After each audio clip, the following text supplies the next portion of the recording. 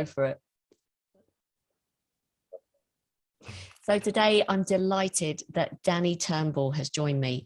Danny is managing consultant at Cactus Growth Consultancy, which Danny's going to tell us a bit more about in a minute. He's spent 30 years in agencies and held many roles, including heading up large agencies, both in the UK and Europe. He's also worked as a non-exec director, a consultant, a mentor, to a number of agencies. He's also commercially trained, he's a commercially trained economist, and he is MBA qualified. Danny, massive warm welcome to you. Thank you, Jenny, and thanks so much for having me on today's podcast. It's an absolute pleasure and a privilege to join you. My father always told me that flattery will get you anywhere. So I just wanted to say I love your podcast, and that all of my clients who work with you using your consultancy services speak exceptionally highly of you. So it's a real honour to be with you today. So thank you. You're so kind, and your flattery has totally worked, because I feel like I'm blushing. Thank you, Danny. Seriously. It is all true. There was a degree of humour in there, but it's all true. Oh, well, I love working with you guys as well. It's such agency Nomics is such a vibrant community of engaged agency leaders, and I love working with all of them as well. It's been fabulous. So Danny, can we kick off by just telling us a bit about you, maybe a bit about your background, and also how you work with agencies for Cactus? Yeah, sure. I'll try not to talk too much because it's a very long story. I'm 51 in just over a month, and I've been in the agency business, as you say, for a very long time. In fact, since 1992, when I joined an agency called CAS, or Commercial Advertising Services, as a trainee account exec just after I left uni. I seem to recall that when you and I chatted previously, when we finally met for the first time at the launch of our book last year, we chatted about having been in the business a similar amount of time, but I realise that's not a very flattering thing to remind a lady. You've exposed my age. Ow! It's also probably casual sexism to refer to you as a lady. Anyway, I'm going to stop digging now and move on. So, as you say, I've been in the business for 30 years, since the early 90s. Unfortunately, I missed the halcyon days of British advertising when agencies like Saatchi's literally led the world. But it was those days and the American Mad Men era of Bernbach and Co. that went before that inspired me to choose this as a career. And to be honest, might be a bit sad this, but it's all I ever really wanted to do. You know, some kids grow up wanting to be an astronaut or a fireman or a cowboy. I only ever wanted to be an ad man, and I think maybe that was because my father was a marketing professor, and I just wasn't clever enough to follow him into academia, and I found the whole sort of co-joint analysis, MSc stuff really boring, and I was far more attracted to the fast cars, long lunches and photo shoots. And yes, they really were once a thing in our sector, weren't they, Jenny? The good old days. You know what, the truth was actually a little less racy, as the early 90s was the middle of a big recession, and we had, I think, 32% graduate unemployment. But after a lot of applications and some very good fortune, I was taken on by CAS, an agency in Manchester, which at their peak employed, I think, 140 people across advertising, printing, research, PR, and photographic businesses. Agency was established in 1914, so it was one of the very first agencies in the UK and the first specialist B2B agency. And so I left for the office on my first day. My dad said to me, because I still living with my parents then at that tender young age, he said, make me two promises. The first is never ever fiddle your expenses, as that's how you'll end up getting fired if somebody wants to get rid of you. And two, he said, please just get out of agencies before you're 30, because they're a young person's business. And so that day at work, my new boss, if he's listening, a chap called Martin Milner, gave me the keys to a Lancia Dedra quad cam. I don't expect anybody on this listening to this to know what that is, but Google it. It's a very quick car.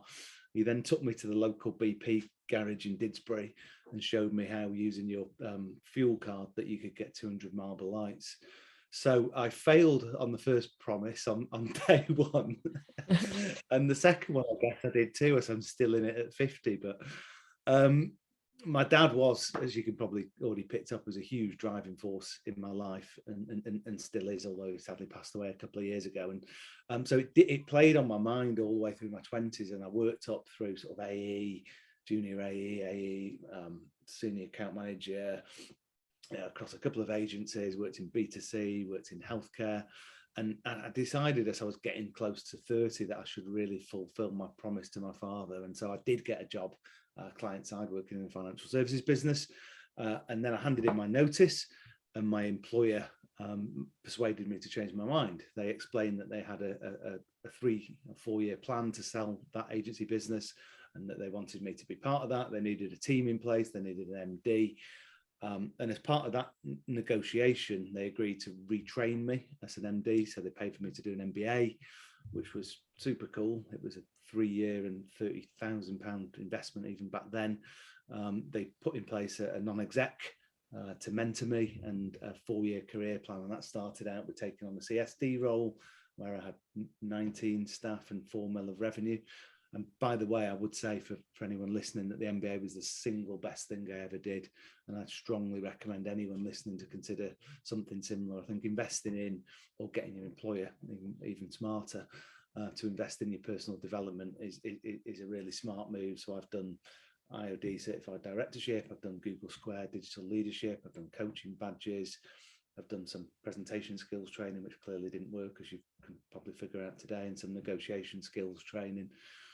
So we're getting to the end of this elongated story now. So fast forward 5 years, we sold the business to Gyro, the world's largest B2B agency. That's where Pete and Spencer and I met. Their Blue Halo business was acquired little short while after Cicero. So I think it's fair to say that account management's been really good to me. In fact, I think I've been blessed in my career. But when Gyro took over the business, Cicero, previously CAS, I was doing the job of an MD, and I was doing that job in the evenings. And in the day, I was doing a group account director's job. And when I look back now, I think how stupid it was, because I was doing like 10 o'clock most nights, working Sundays, which I still do now, because old habits die hard, taking 12 days holiday a year.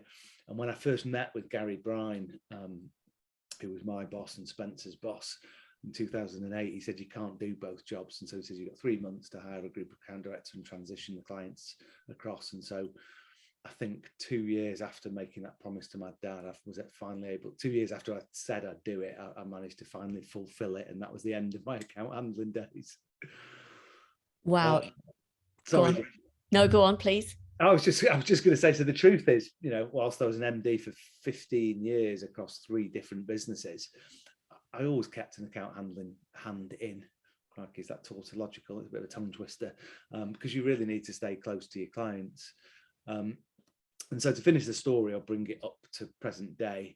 I'd always intended to be a non-exec director, which was a plan that I accelerated under COVID. And when I joined the Cactus and Agencynomics team, quick commercial break here. We are the UK's leading agency growth advisory firm. We've worked with thousands of agencies over the last 10 years, from a few 100,000 revenue to 5 million, to help them grow. We have commercial break time. We have a Amazon best-selling book called Agencynomics. We have an online community with 1,500 members, including your good self, of the same name. And I'm partnered with Mark Probert, who I think is a previous guest of yours on this podcast. And together we work across a range of agency clients, working with their founders and their teams to help them to thrive and survive and to grow.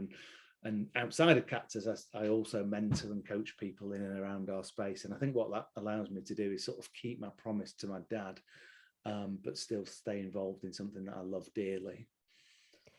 That's the long short story. I love it. I love it. And the fact that you always wanted to do it, Danny, as well, like that it just sounds ideal. I mean, not only you've worked client side, you've worked agency side in various roles, and we're going to go back to your account management experience a little bit later, because I'm really keen to dive into that and find out what you believe best practices, and maybe share some tips with the audience who are predominantly account managers.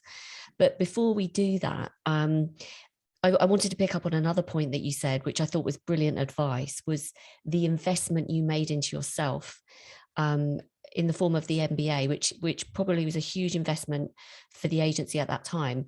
It You know, was. recently, I mean, is that partly why you educate agency owners now, and you've got your sort of mini MBA that you're doing with Cactus, aren't you? You're giving the agency owners, I'm sure a lot of what you've learned is infused into that training. Yeah, I think we're all great believers in continuous learning, but the MBA, I think, if you think back, sort of deeply philosophical point, but if you think about the UK, it's a bit like football industry. It thinks that people who are good footballers will make good managers, and that's patently proved to not be the case again and again. And so in the UK, and it's not just distinct to advertising, but we are particularly bad at this.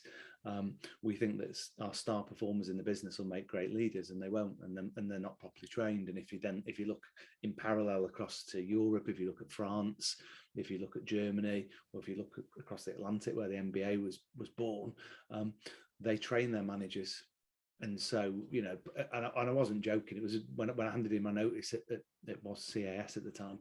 Part of that negotiation, it was a hard negotiation, was I don't want to run a 60-person, £6 million business with no training at 30 years old. I need training, and so I'm a great sponsor of formal training, whatever the vehicle is.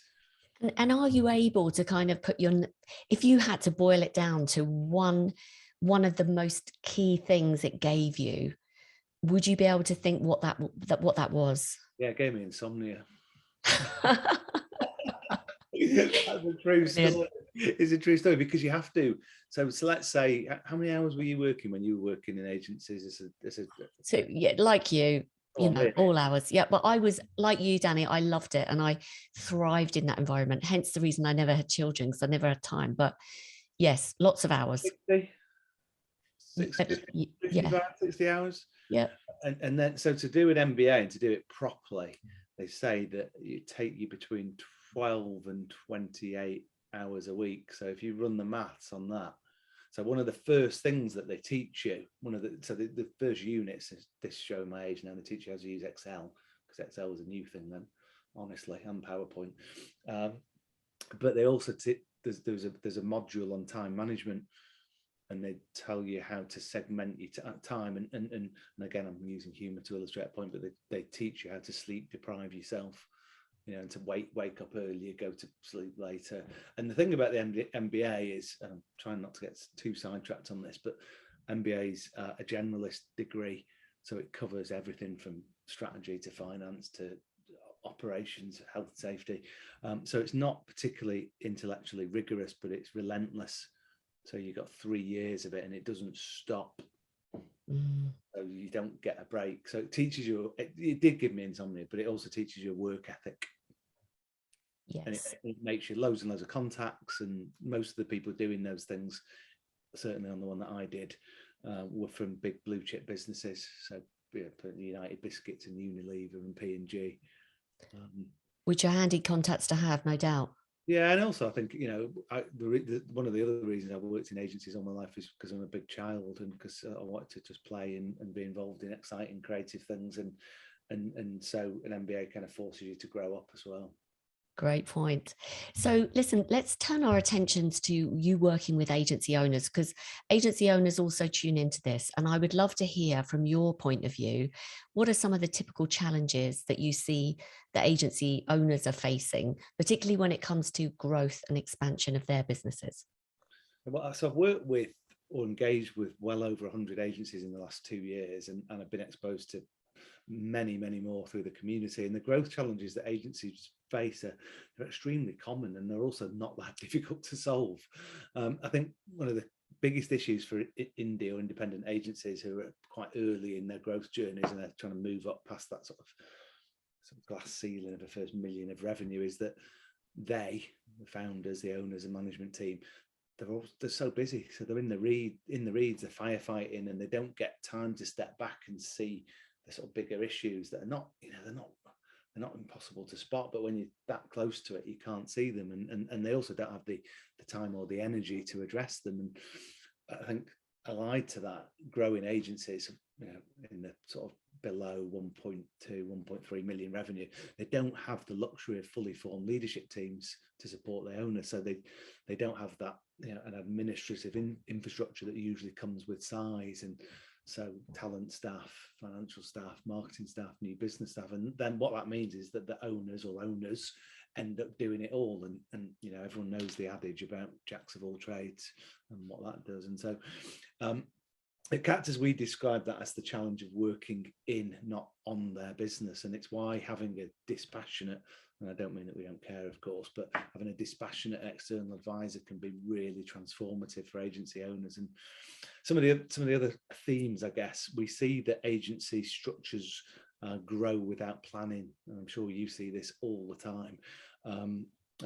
Teams grow incrementally and they naturally follow hierarchical patterns because everyone wants that progression and everyone wants to be a boss. And but there's huge advantages to flat structures, and we encourage all of our clients to, and we've been doing this for 10 years, and it came from the digital space, it came from Pete and Spencer at Blue Halo. We encourage all of our clients to put pod systems in place because we think that they give huge benefits to agencies in terms of enabling growth. And I think a lot of people think that pods are focused purely on client services teams. It's about how you structure, an AD alongside a PM, but the way that we model them and the way that we implement them is they impact the entire agency structure. Another thing that we often see is what we call the cobbler's shoes phenomenon, in that marketing agencies are so busy doing their client work, particularly now when we've been through an intense period of overheating in our market, they forget to do their own marketing. So again, as external advisors, we describe ourselves as sort of agency fitness coaches, and we hold our clients to account to do that. We ask them to allocate a percentage of their revenue to this, between 3 and 5%. We ask them to work with specialist providers, so branding specialists, LinkedIn specialists, and we provide them with all of the sort of tools and assets to do that. So those are not the only issues, but they're some of the most common that we encounter. And I think, at a macro level, agencies have always been a barometer for the overall economy. So they're the first into and the first out of recession. And so, agencies got hit really, really hard by the pandemic in early 2020. But I'm delighted to say that nearly all of them, starting with the indie space, were back to pre-COVID trade levels by 2021. And we all know that we've been in the middle of a talent crisis for the past 12 months, 14 months. So hiring staff to deliver is the current number one challenge for agencies. But I think, that will pass. So I would say to agencies, whilst it's painful, I'd enjoy it and, make hay while the sun shines, because it's what my father would call a high-class problem. Absolutely. Danny, could we talk a little bit more about the pod structure? Yes, of course. So can you first of all explain what you mean by the pod structure? And have you seen that it works better for some types of agencies than others?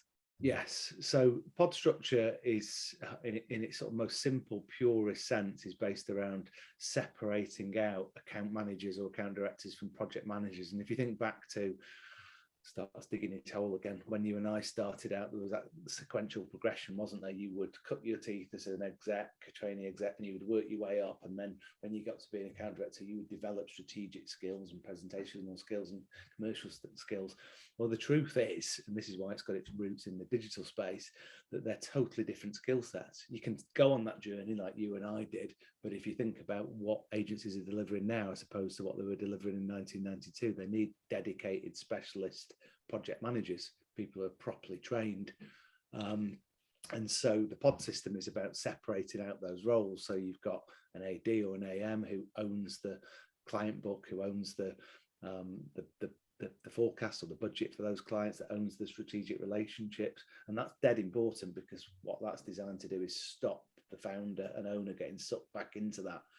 And then a project manager to own and drive the work through the agency, instead of it being owned by a central operations function or traffic management function. So it's all of the ownership sits in the pod, and pod can be 3 people or 4 people, maybe 5 people. Usually the third member will be a subject matter expert. So in creative agencies like I've worked for previously, that would be a brand planner or a creative strategist. The second part of that question, which I've forgotten.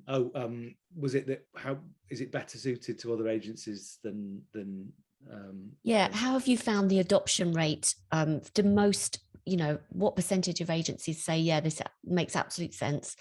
And have you seen that it works for, a type of a discipline, for example, a marketing discipline more than others? Yeah, so the obvious answer to that is it works better in the digital space, because that's where its roots are, and that's where digital PMs first came from. But then you'd argue that any agency is a digital agency nowadays. And if I think about across Mark and I, that's poor English for somebody who went to a grammar school, across our client book, we've got PR clients, we've got events clients, we've got app dev clients, we've got traditional brand and creative clients, and all of them have adapted or adopted pod systems successfully. But don't be under any illusion, it's difficult to execute, and often what we find is that people rush into it, or they lose their nerve, or they don't carry the team with them. I'm sure you've had more experience than I have of dealing with this, which is why you're nodding. I am, and this is where my questions are coming from, because I absolutely 100% am an advocate for separating the AM and PM role. Because what I've found is the account management team can focus a lot more on adding client value, understanding the commercial objectives of the client company. It tends to facilitate growth of the account so much easier, where I've seen very talented account managers with the hybrid role who are totally bogged down in project management tasks, timelines, cost estimates, resourcing, stuff like that. And before you know it, the day's gone and they just haven't done anything meaningful in terms of growing the account or adding value to the client. So I'm a huge advocate, but there's things that come up, and it's probably I'd love to chat to you while I've got you. There's little insights that I glean from account managers in general who are very keen on career progression. They're very keen to get that title from senior account manager to director to senior account director to the traditional path. We're all hardwired like that, which is why hierarchies are so pervasive. So I'm kind of keen to get your learnings or your help in how you sort of not convince, but sort of implement the pod structure, when actually what you're saying is it will function much better if it's a flat structure. It's flat from an organizational perspective, but I know this sounds like a bit of sort of mental gymnastics, but if you think about it, it's a step and repeat growth model. So it says, we will be doomed to continue to repeat our mistakes, and the owner gets sucked back in, and until we can get ownership for that client book and its growth sat within the pod. And once you've done that, the pod can grow, and then it becomes sort of responsible for its own destiny. And I know it's a sort of glib answer to, because your question was basically, does it not stifle career progression? And the answer is no, because you could grow that pod. We had it when I was at Jira in Manchester for 15 years. We had sort of pods that were doing like 2 million, and that's bigger than most agencies that are in economics. So if that's not enough career progression for you, it's like running your own business unit, isn't it, effectively? If you think about Havas in Manchester, they're a brilliant example of that. I shouldn't say the best agency in Manchester, but they're certainly the largest, at 400 odd staff, and they're structured with agencies within it, and it's because they operate in the pharma space as well, so they've got lots of competes, and so they create Chinese walls around their clients. But each of their agencies is headed up by an MD, Reed CSD, and so they've got like turbocharged pods.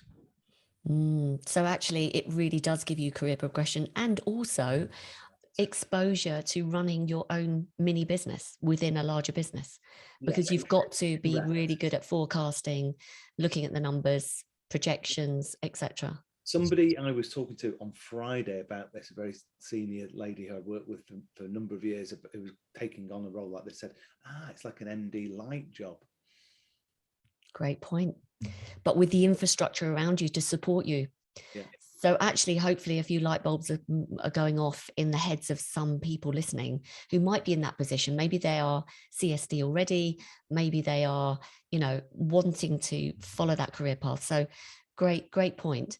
I think Now, just one thing, just to rewind a sec. I think there's an important point. You were sort of asking about when the pod journey has failed and or when there's problems with it, and that usually happens when the team isn't properly consulted, and because everyone's fearful of change, aren't they?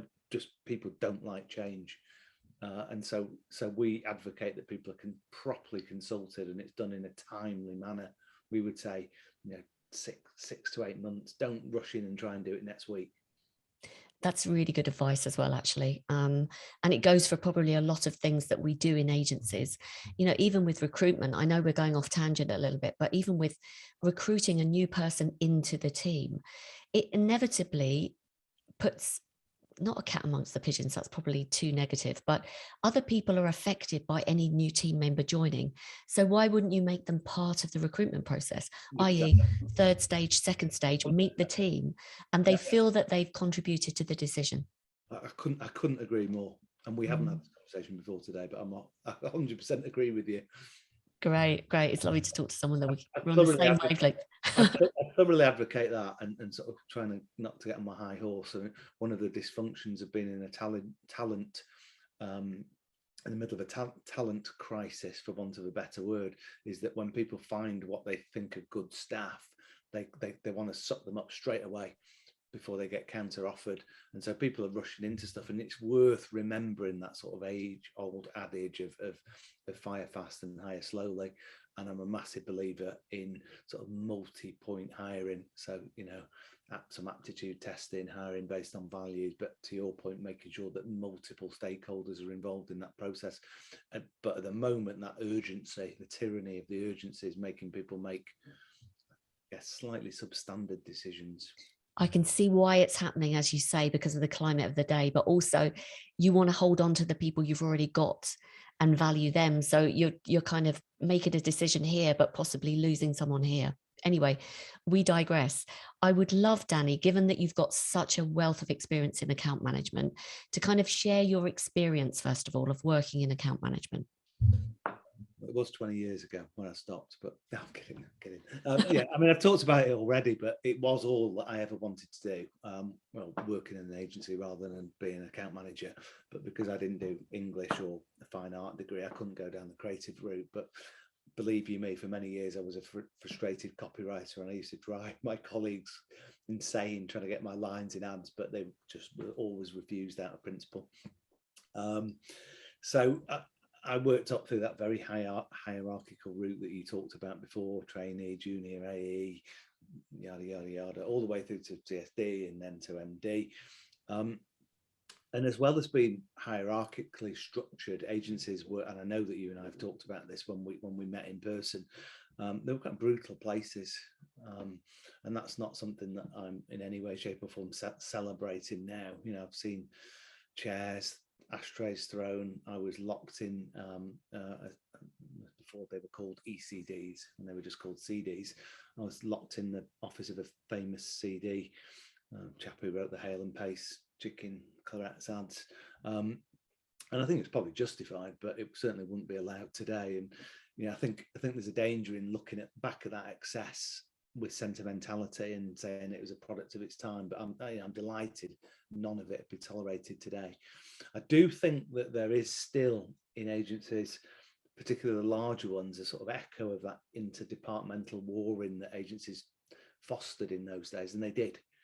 They actively encouraged it. I remember when I was at BGL, they used to talk about it in the staff handbook. And my boss or CEO at Gyro is a chap called Chris Becker, and he described it as the apartheid of disciplines, which I think is quite strong language, but I kind of know what he means. And back in the 90s, we were described as suits, weren't we? Because we had to wear a suit every day, except for Friday when you got to take your tie off, or bag carriers, as it was our job to carry that black bag with the phone call concepts to sell to the client, and woe betide if you failed to sell it, or even worse, allow the client to change it. That's when you get locked in somebody's office and ashtrays thrown at you. So, you know, my Can I boss, just say I remember that well. I've had briefs strewn across back to me.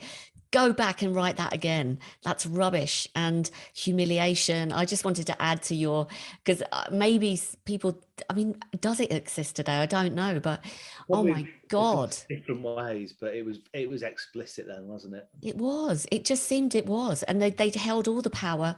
You would just, and also, Danny, I mean, to your point about our job was to sell, okay? And selling was part of the account management role. And I don't know at what point over the last 20, 30 years, we've kind of, the word sales, I still don't use the word sales, even though effectively that's what I help people do, is to grow an account to sell. But we don't use the word selling much, do we?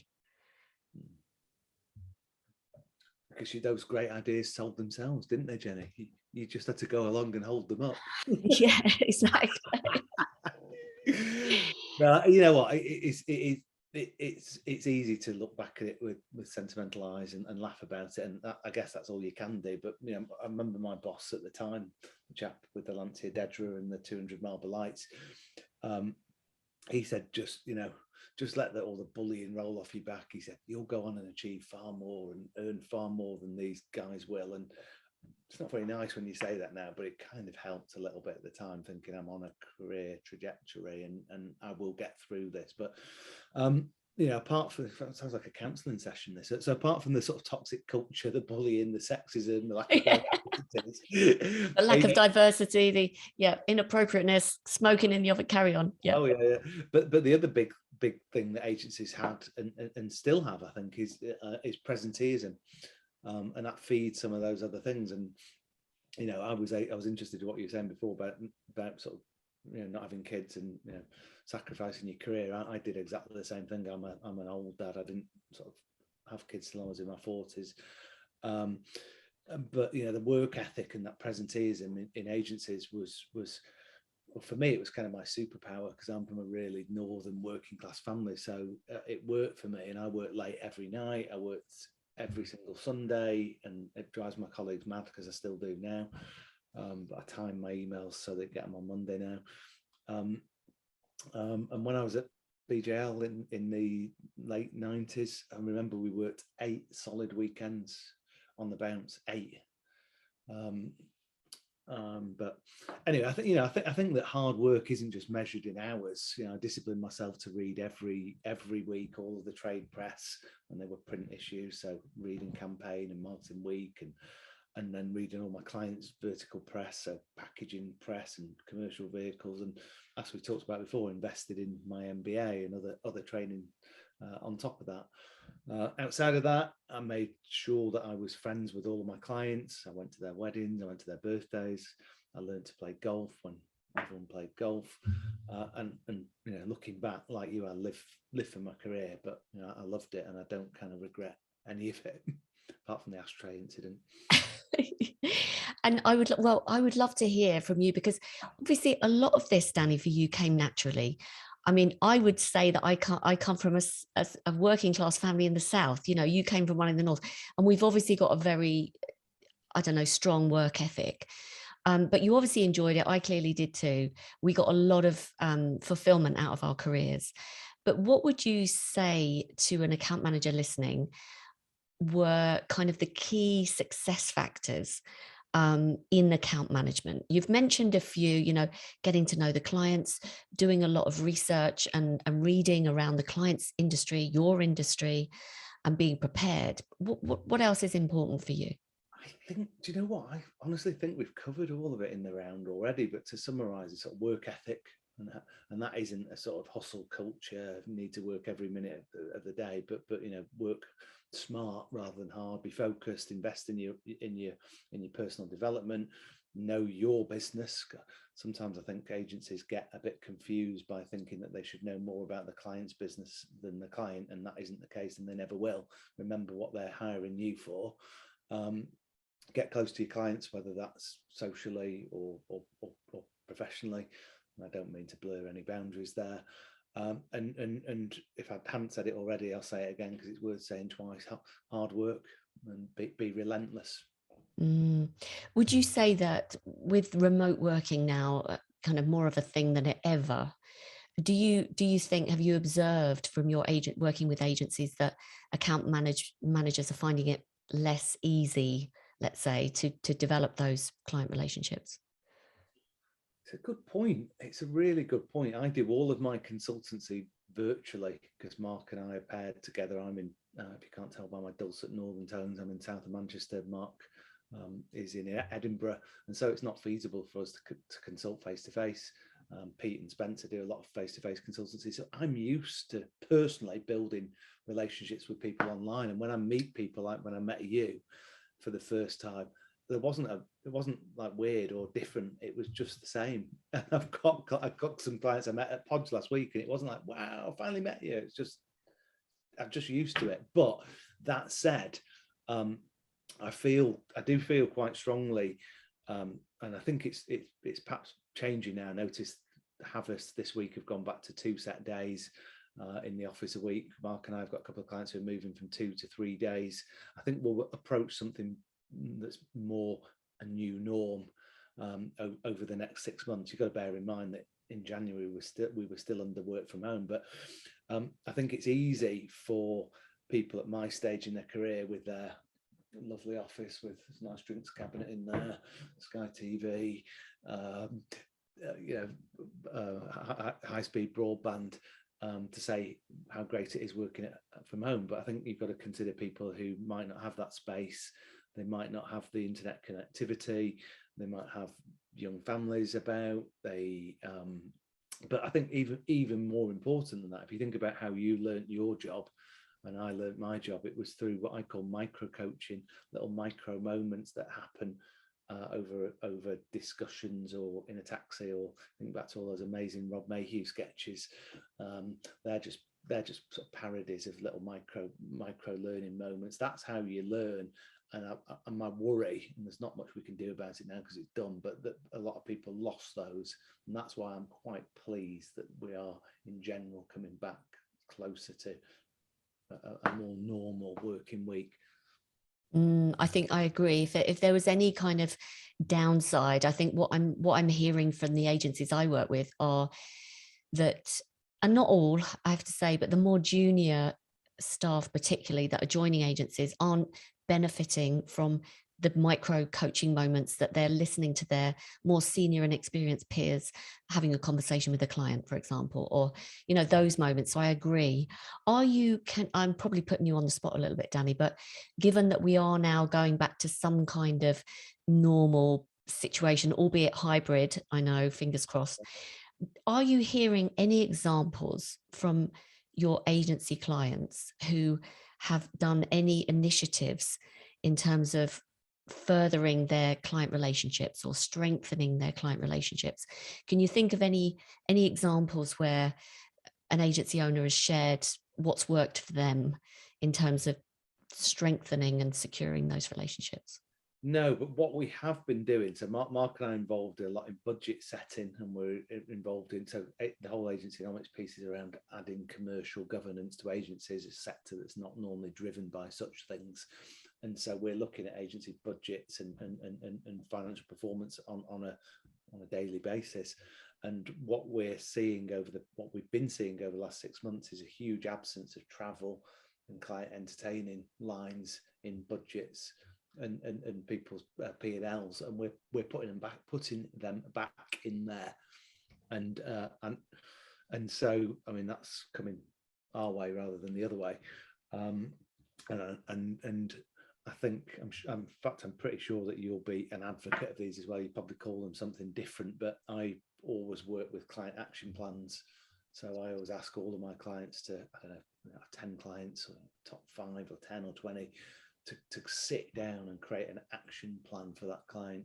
And part of that process as we move back towards a more normal world is how are you going to build relationships with your clients. So I haven't got specific examples of they took them to the bowling or whatever, but I think as a principle, it's something that we are encouraging agencies to remember to do.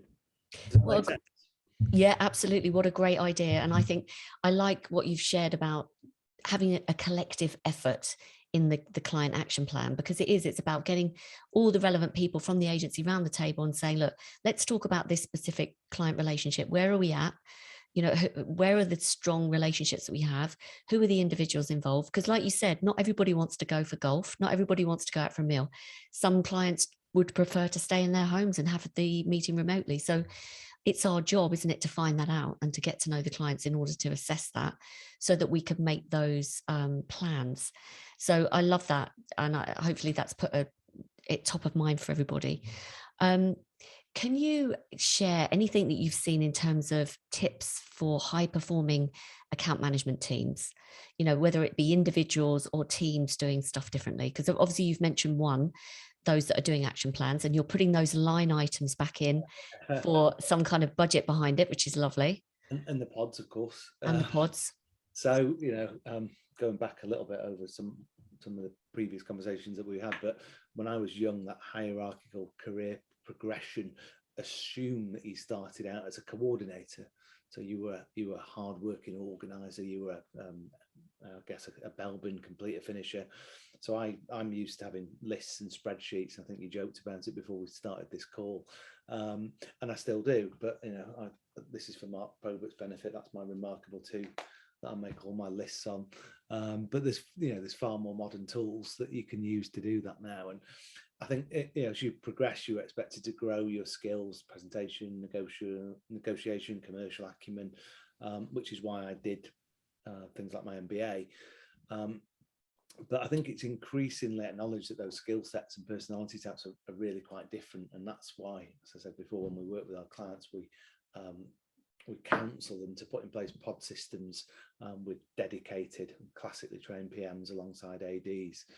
I think, hand in glove with that, flatter organizations are seeing a change in management or leadership style, and that's characterized by better, more regular, more authentic communication. Something else that Mark and I, without exception, hold our clients to account to do, to communicate their performance, their financial performance to their business, whether that's on a weekly or a bi-weekly or a monthly basis. And I'm pleased to say I transitioned my own approach to management many years ago to a coaching style. I've taken some coaching qualifications. I'm a huge advocate.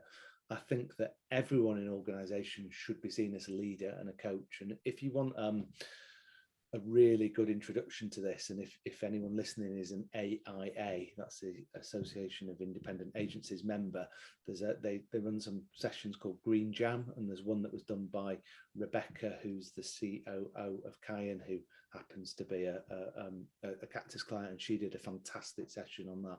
And I've got a couple of clients who trained all of their staff in terms of giving them coaching skills. I love that. Coaching skills. I think it should be mandatory for everybody. I really do. One of the things that I like what you said just now is making sure that the agency leaders are communicating with their teams about performance, about updates, because do you know what, Danny, what I hear is the account managers telling me that they're not being communicated with. I'm working too hard, Jenny. I'm working flat out. I'm working late nights. And I say, well, so, the recruitment plan, oh yeah, they're trying to advertise for 2 roles. So how far are they through? I've got no idea. Your team need reassurance that it's not going to be like this forever. I know that we're a bit short staffed right now. We're trying to hire, but just to keep you updated, just communicate on a regular basis. Because I think something so simple is often overlooked. Do you agree? I totally agree, and you could argue that a move back to more regular office-based working would help that. I mean, I've told you I'm an insomniac. I'm also a glossophobe, which means I hate presenting. But anyone listening who used to work with me will back me up. I've done 124, and I was counting all staff meetings. I did. Last one I did was in Cheadle in February of 2020. There's like 93 staff, and so I think it's really important, even if you don't like presenting, to stand up on a monthly basis and update your team on performance. I know Spencer did it. He's much better at public speaking than I am, and in fact, he thrives on it. He did it weekly. I think weekly is perhaps a bit too much, but Does that answer your question? It does. I think you're right. Some people find it more comfortable, but I think it's mandatory, like you said, regardless of whether you're good or bad, or you like it or you don't, just you need to do it. Yeah. Danny, can I ask you about the agency landscape in the future? Like what how can you see for our listeners, things are going to be changing? Yeah, I mean, that's a really big question. I know I'm putting you on the spot, by the way. It is. So we have a series of mastermind products. We've got 8 of them up and running, and soon to be 9. And Spencer and Pete run some, and Mark and I run some. We talk about the 7 big forces that have been at play in agencies over the last decade, and how they've all been turbocharged by the pandemic, and nearly all of them are positive in their outcomes. But something that I feel really passionate about is that COVID's created a talent drought, and it's meant that employers' key focus has had to shift from new business to staff retention, acquisition, and motivation. You were just talking about that a moment ago, which is great. But you know what? We're a people business. People have always made up 60, 65, maybe even 70% of our costs. That people are our multiplier effect. And I think it's a real shame that it took a swing in demand back towards our labour to supply to make agencies act on this, and it will swing back the other way, I guarantee it. And I think we'll start to see it swinging back the other way fairly soon. But I would counsel agencies to not alter that focus. Why do you think it's going to swing the other way? Because there's heat coming out of the market, because we've got double-digit inflation, because everybody's determined to talk themselves into a downturn. You turn on the news, and it's the headline news that replaced Ukraine, that replaced pandemic, and because people in our sector are talking it up as well. It's all in the press, isn't it? And it's all looking a little bit cloudy. What's your view? Any predictions? Yeah, oh crikey! Well, I did my undergraduate degree in economics in the late 80s, so I'm not going to indulge in amateur economics or clairvoyancy for you. I think that it was inevitable that we'd see a slowdown. We've seen sort of fiscal dumping, we've seen money printing that we've not seen in our lifetimes or our parents' lifetimes, and there was always going to be a price to pay for that. I think, and this is only my own personal view, not shared by everybody, I think that we still have the luxury of undersupply in the UK agency space. And I also think, I mean, if you think about the IPA Bellwether report, now that was last published in April, and that's forecasting marketers' predictions of marketing expenditure growth for the remainder of this year, of which we're only in June, to be their highest level since 2014. So, the smart marketers have always marketed the way through recessions. And I concur. Yeah, I agree with that. And so, I don't like this wild swinging from one thing to another. And I think as agency leaders or industry leaders and influencers, we have a responsibility to be more measured in our views of how the industry may unfold over the coming months. What would your advice be to an agency owner that maybe is listening and thinking, I need to make sure that I'm keeping on top of what's happening out there? And I would say what we're saying to all of our clients, which is it's almost a corollary of what I was saying about the talent piece. Why did it take a talent crisis to get agencies to focus on their staff? Yeah, the same applies to new business. Don't let a slowdown be what makes you focus on marketing. You should be doing it all the time. It should be always on. So don't create a Kondratiev cycle. See, amateur economist there. Don't create a Kondratiev cycle of boom bust. But I'm not going to do new business. I am going to have it always on. So double down on your marketing and do what you tell the clients to do. I've just said smart marketers, the people are quoted in that Bellwether report, will market their way through a downturn, and agencies should do the same. Great advice, thank you. And how can people plug into your knowledge, Danny? Because you've shared lots of you clearly are at the kind of cutting edge of what's happening in agencies. You're working with so many that you're seeing patterns and best practices. How can people tap into your knowledge? Well, here comes the next commercial break. They can buy our book, Heard such good things about this. You know what? When I say our book, I didn't write it. I wrote the sort of 40-word intro along with Mark. Buy the book, and it's not just useful for agency leaders. If people are wanting to progress through agencies, I think it's essential, particularly within client services, to understand agency commercials, but also join our community. Again, that might not connect with everybody on the call because it's only open to agency leaders, but listen to our podcasts and rodcasts. Yeah, there's lots of valuable information that the Cactus team put out. And as you say, the book, I mean, I've read the book. I love the book. I recommend it. And so many people that have read it, particularly in, you know, someone who either aspires to run their own agency, is interested in how an agency runs, or is scaling their agency and just want, you know, growth. There's so much value in that book. It's so full of like detailed tips and strategies and tools and things that have worked and are working. So absolutely, I will definitely put a link in the show notes. And Danny, from I just want to say a huge thank you, first of all, for joining me on the podcast. You've been brilliant. And if people want to work with you, who do you want to be contacted by, and what's the best way that they can reach you? So we're targeted exclusively on the independent space. So independent agencies, and we're targeted almost exclusively, although we have got some products and services that are targeted at non-agency owners and founders, but our core offering is targeted at agency owners and founders. And how to contact us: via the website or via my email. Do I read that out loud, or will you pop it in some comments somewhere? I will put it in the show notes, but it's Cactus, but it's CACT.US. I was looking up at my other screen and I realized I hadn't got it open. So well remembered it is, yes. And you can go onto YouTube and look at the Agency Phonics podcast. Any podcast player has Agency Phonics as well. And there's so many podcast episodes with agency owners all talking about their story, sharing tips and strategies for growth, and also sharing challenges. So yeah, another fantastic resource. Danny, thank you so much. Is there any parting words of advice that you would give particularly to an aspiring account manager that's on that career fast track? Enjoy it, because if you don't enjoy something, don't do it. You can't.